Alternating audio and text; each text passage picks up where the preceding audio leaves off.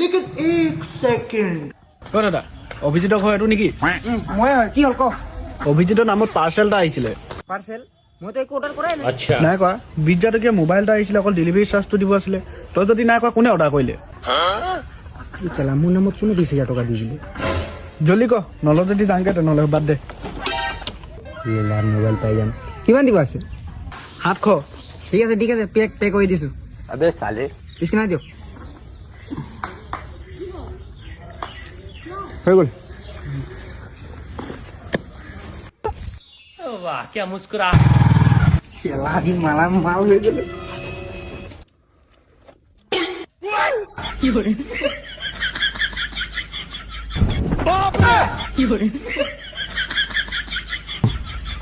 hello'